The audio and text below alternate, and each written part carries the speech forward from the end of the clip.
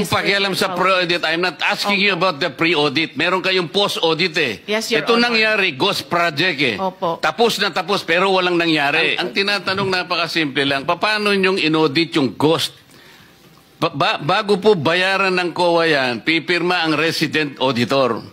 Pati yung area auditor ninyo, meron kayong area director eh. Ibig nyo sabihin na bayaran ito nung walang pumirma na auditor?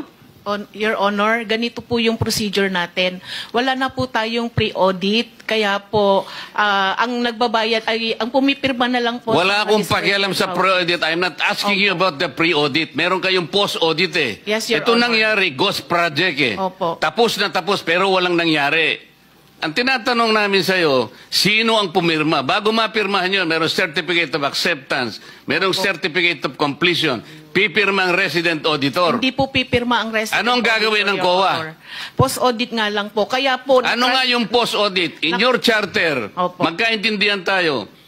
Ito yung inyong charter, sample of services listed in COA Citizens Charter. Financial audit, performance audit, compliance audit, fraud audit, special audit, notice of disallowance, notice of charge, notice of suspension.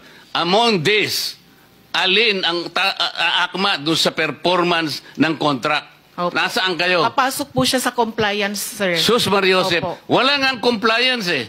Ganito po, Your Honor, marami pong observation ng mga auditors natin pagdating po sa compliance nila sa procurement. Sinong mag-a-avail ng compliance?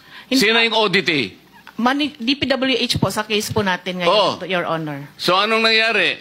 Marami pong observation ng mga auditors natin, sir, pagdating po sa compliance nila ng 9184. Kapag ba ang chairman mismo pumunta rito, he can present better questions than you, answers than you?